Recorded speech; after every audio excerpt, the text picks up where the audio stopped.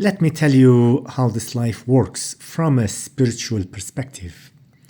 And this is my original understanding of life. Nobody else has got this understanding. So if I one day wanted to leave something behind or to pass my knowledge, I would pass my knowledge in this form. So what do I mean? God, the soul, life, happiness, unhappiness. What's the connection here, and how does this diagram explains everything about life? Everything. First of all, you've got to understand that there is a God. And how do you understand that there is a God? You talk to God and you get a response. You get a response, not necessarily in a visual way or an auditory way. It could be, or it could be in other ways, but the response has to be very strong, intense enough to make you believe, to make you understand that this is 100% proof. Okay?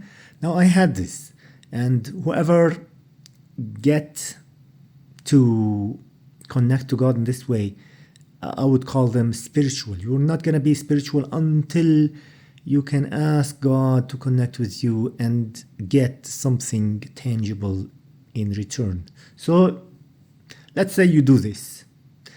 Now you've got an understanding that there is a God, there is a spiritual reality. We are not just atoms and so on. Slowly you will understand that God is like a galaxy of stars, trillions and trillions of stars. All right? It's like God is like the whole universe.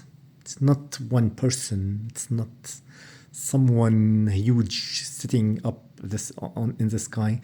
It's more of the whole thing. All right. Now, next, you will understand, like maybe a few years later after you connect to God. For example, in my case, it was maybe 7 years or 10 years until I understood that there is a soul, like I have a soul, and everybody else has got a soul, for example.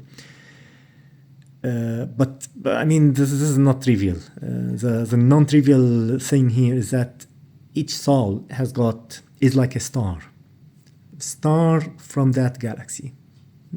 From that galaxy, we can call God.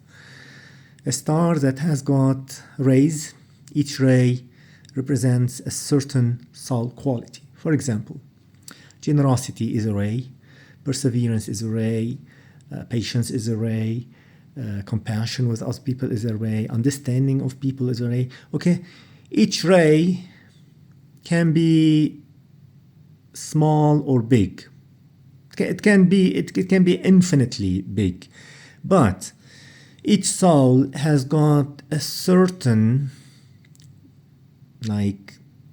degree of each soul quality. For example, I've got 7% patience. I've got 9% generosity. For example, like this.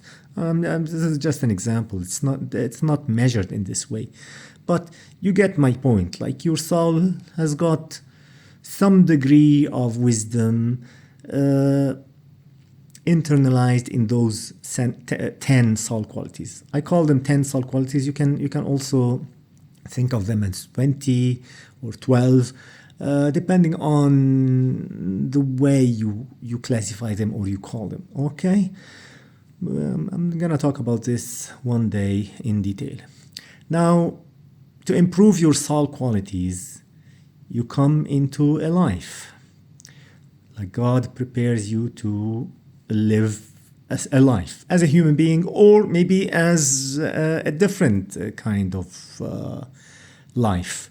I'm not saying you could be living as an animal. That's not what I'm saying. I'm saying you could be living in a world which doesn't look anywhere close to our three-dimensional reality. It could be 100-dimensional reality, totally different than a human-like reality. But a human-like life reality is one way of life, and you live a life after a life after a life, and you forget every time you live, you forget everything after that. So don't try to remember your past life, and it's not usually that you come back to the same planet or the same dimension, 3 dimensions, so on.